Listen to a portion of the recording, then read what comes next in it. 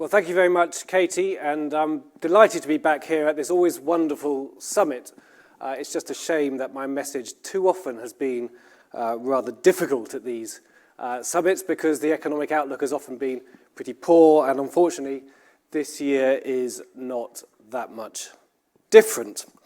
So we've been through a lot in the last 14 or so years, a global financial crisis, 2008, 2009, then austerity, Brexit, then a global pandemic. All of these were high impact, low probability events, things that normally happened once in a century or so, certainly for the pandemic, certainly for a financial crisis, and a large war in Europe is what we're facing now, once in 80 years or so. So we've been through a lot and we've actually come through it in some ways not too bad, but the outlook isn't so bright ahead. So what I'm going to do today is I'm going to focus first of all on the global economy, then focus in on the UK and finish up with the automotive sector, so what affects you directly. So when we're looking around the world as a whole, it's quite easy sometimes to get sort of overwhelmed with how bad things are. So we have potentially famine in lots of North Africa and the Middle East following the blockade of the Black Sea from the war in Ukraine. We haven't got rid of COVID yet. We've got a new wave starting here in this country if people don't know about it, but also, as this audience will know very well, that the supply chain problems around the world are very much governed by China's zero COVID policy and its lockdowns it had in April and May this year, which is only just beginning to emerge from. And now we've got war. So sometimes it does feel as if we have been visited by at least 3 of the 4 horsemen of the apocalypse at the moment. And that is what we're seeing in the global economy. But it's not a simple story of every country doing badly in the same way at the same time. In fact, there's 4 sort of separate stories of unhappiness around the world in the global economy. So just to go through them very briefly, we have in China, now the world's largest economy, we have had lockdowns and we have a zero COVID policy that has reduced retail sales there below last year's level, both in April and in May, and it's only just emerging from that, with always the danger that big cities are going to be locked down again. And that has knock-on consequences across the world. Container ships are still sitting idle outside ports at very, very high levels around the world. In the US, things are quite different. There's Jerome Powell, who's the chairman of the Federal Reserve, his problem is to get rid of a boom that the US has been having, which has raised inflation to a 40-year high in the US, but it's very much because of extra spending, sucking prices higher, unemployment very low, quits very high from jobs. And there we're seeing interest rates rising very rapidly, a 0.75% interest rate rise only a couple of weeks ago. And is this boom going to turn to bust in the US is the question. What's Mr. Powell's answer? He says he's hoping for a soft-ish landing. When an official talks about something being soft-ish, we might avoid a recession. I think we know how difficult the circumstances in the US are. In Europe, the issue is very different. We're suffering here, this I would say we, us and the EU, the whole of the European continent, from really a 1970s problem of energy prices. It's not oil so much. Oil's gone up not nearly as much as it did in 1973 or 1979, but gas prices. Natural gas has gone up, depending on exactly which day you have it by, but either 3 times higher than this time last year or 5 times higher than this time last year. Gas is also much more important, both in domestic heating and in industry, than it was in the 1970s. So we have an energy crisis quite similar to the 1970s, and we are learning that those are, just as they were in the 70s, pretty difficult to deal with. But if heating is a problem in Europe, it's eating as a problem in much of the emerging economies, particularly in North Africa and the Middle East, where grain comes predominantly from Russia, or had become predominantly from Russia and Ukraine. And if we think back to the last time food prices rose significantly, which was in 2011, which then kicked off the Arab Spring and unrest in large parts of the Middle East, we know how destabilizing rising food prices can be in emerging economies. Now, just think about the maths of this. Food prices have gone up 60%, global food prices have gone up 60% in the past 18 months or so. And for many emerging economies, food is 40% of a consumer's basket. So if we talk about in this country the squeeze that higher energy prices are having on our incomes, you can imagine it's much, much worse in poorer countries. So if we put all these four stories together, what does this do to the global economy? Well, the forecasts for it for this year have been getting worse and worse. So if we start off in October last year, the IMF thought the 2022 growth rate would be just under 5%. Inflation was rising and it knew that would take a chunk out of growth. So by January, before Russia invaded Ukraine, it was down to just over 4%. After Russia invaded Ukraine, and once inflation was clearly getting worse, in April it was down to 3.6%. But there's always a problem with these annual growth rate numbers, which is that some of this growth actually happened in 2021 and is already in the figures. So if we split that up to what actually is going to happen in the year of 2022 and the growth, take out the growth that was in 2021, and you only get 2.5% growth in 2022 globally, move on a month and use a different forecast about the OECD, they're very similar to the IMF, and they're now saying 1.9%. And all of these official forecasters often are quite slow, and external people are saying it's rather worse than that. So the outlook is getting progressively worse as this energy crisis and food crisis continues. And a lot of it we're seeing in inflation. Look at the US, we're seeing a 40-year high. You can show these figures for pretty much any country.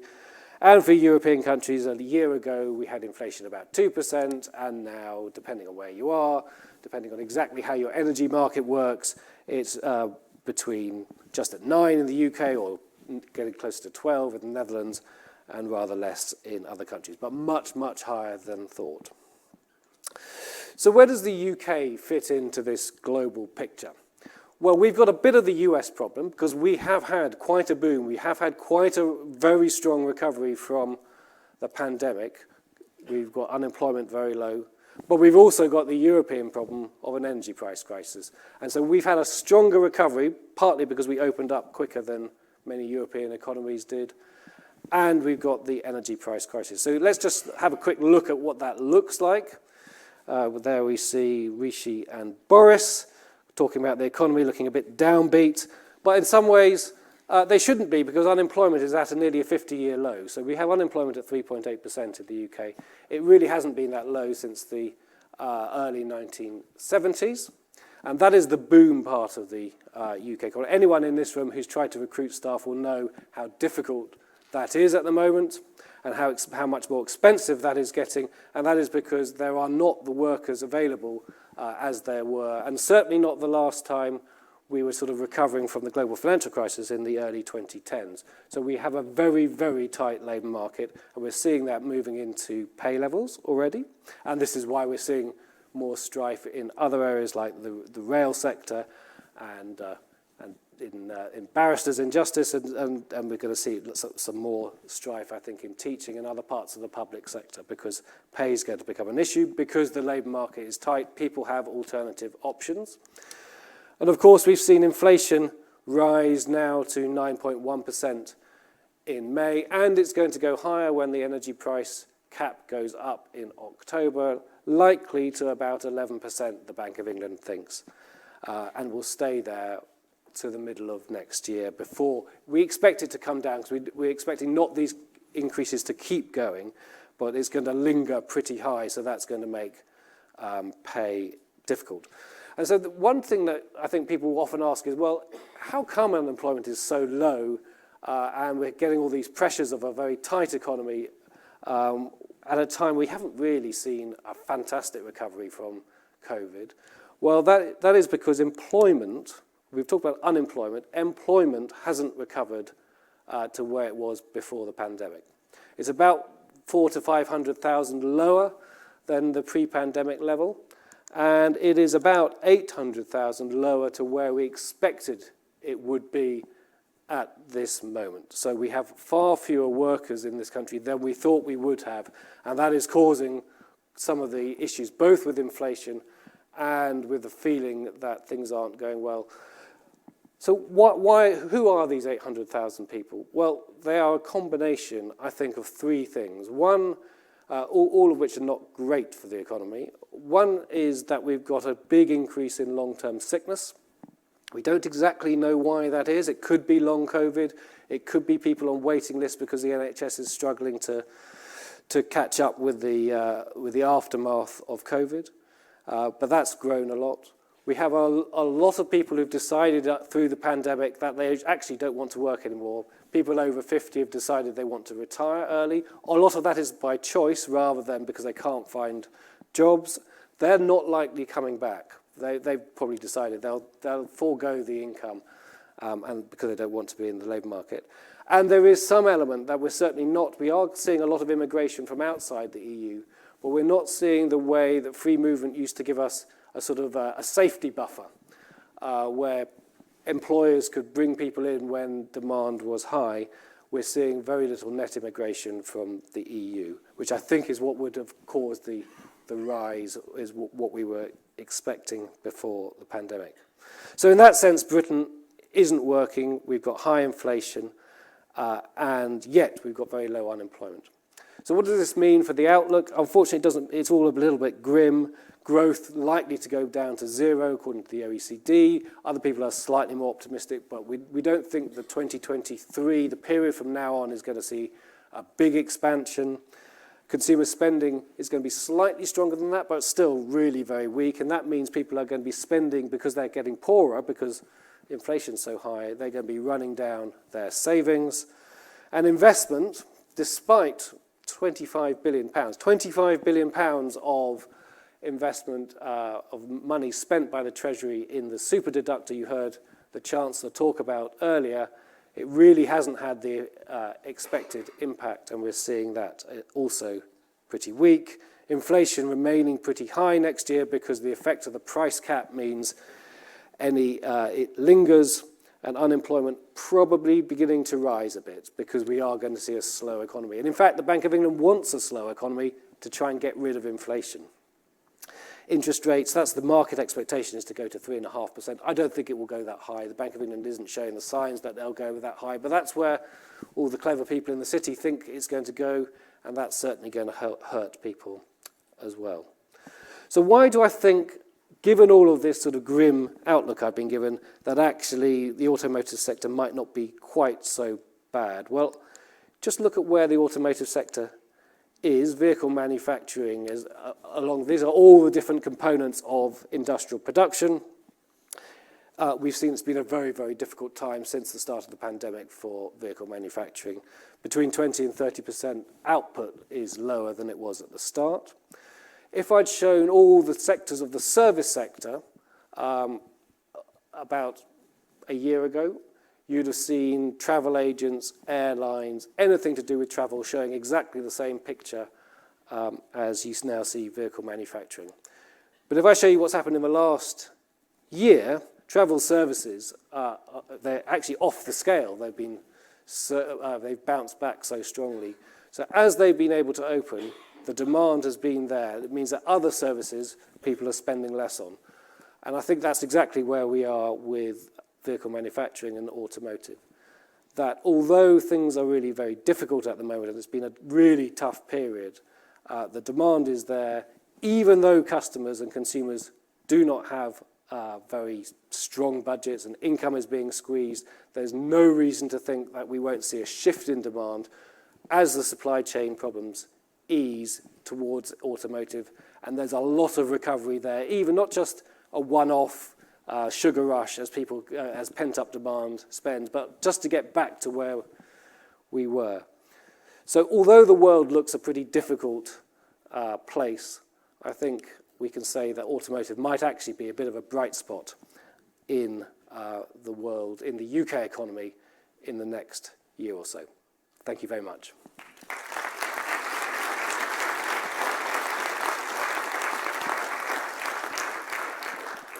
Yeah, I'm very happy to take questions if there are any.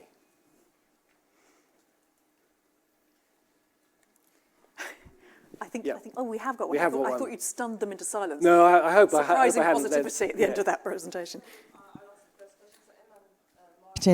From Bosch. Thank you so much, Chris. It's really inspiring presentation. It's not dull. Of course, you are just talking about facts. I agree with you with all what you said. I'm just wondering, because with my trips to Brussels and Berlin, and also the US, just recent month, it always came to three factual points. The one is that we will not manage the climate action plan. If you consider the Fit 55 and all of this, what we discussed last year at COP26, this seems to be, will slow down and actually going back to coal and all of this. The second is that there's a feeling, at least an action point from the US reshoring supply chain, especially on the semiconductors issues, and trying to create fair, balanced supply chain. I don't see that yet in the UK, but definitely this is what I heard from a lot of areas. And the third point is definitely related to the automotive industry, so that there will be probably a new era, so we're talking about new world order, and that could have an influence to shift the automotive economy to be elsewhere than in Europe or in the Western world. So I just would like to get your thoughts here. Well, I think all of those are very good points. I mean, on the shift to net zero, there is no question it's a cost to the economy. People who say there's no cost aren't really thinking about it right, I don't think. It doesn't have to be a large cost, but if there was no cost, we would just do it anyway. We wouldn't need regulations, we wouldn't need taxes or anything to force us to do things. But I think we now know, even though we might be slipping backwards this year with the reopening of coal-fired power stations, etc., as you mentioned, that things might go backwards in the very short term. And we know that it's even more important not to be so reliant on Russia for fossil fuels. And so the more we can have through renewable sources of electricity and even turning our thermostats down this winter, because there's a real question about what happens this winter with gas supplies, then we know that's the direction we've got to go in. And I think that this year's events have only pushed us further to thinking that is important. In terms of supply chains, of course, if we are going to do nearshoring or friendshoring or reshoring, of course, the reasons we went for global supply chains is because it was more efficient. So if we're going to move to a more localized basis, which is more resilient, there's a trade-off. It might be more resilient, and we might have learned that's very important, but that will cost more, and that's another cost we will have to bear. And your third point, I've forgotten what it is, I'm sorry.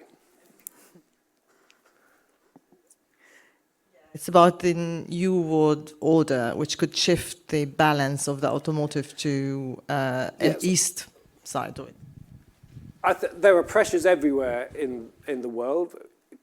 Europe has to fight with other regions of the world for manufacturing and for producing. It needs to show it is a viable place to manufacture goods. I don't think that, especially as we become more, as productivity rises and we have fewer workers, particularly in production, the advantages of producing in China or very low-cost labor areas is rather smaller, and we're seeing that logistics and transport costs are much higher than we thought they were. So I don't think we should be all doom and gloom about this. We shouldn't expect the manufacturing sector in Europe to grow as a proportion of our overall economies, but I don't think in the UK, where it's about 10% of the UK economy, we should be expecting it to shrink either. Thank you for that. I know that we have a question from Harriet.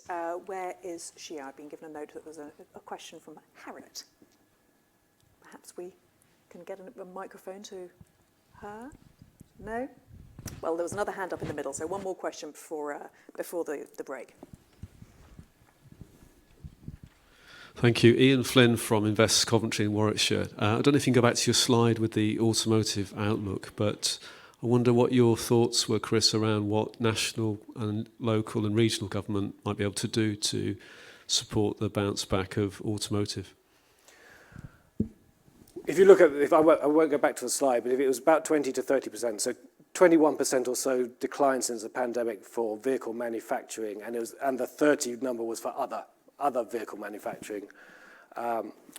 What can local government do? Well, I think it can do not very much, to be brutally frank, because it doesn't have the powers it doesn't have fiscal levers to hand. It can do a little bit. It can help with planning. It can help with logistics about when companies want to change their site and all of this. But it doesn't have big fiscal levers. It can't pull the big numbers. It can't do anything like the Chancellor did with £25 billion of investment allowances, which seem to have gone almost nowhere. So I think it is really something for this industry to lobby central government for rather than local government, because the powers they've got are relatively weak in comparison. Thank you so much, ladies and gentlemen. Please join in thanking Chris for fascinating insight. Thank you so much.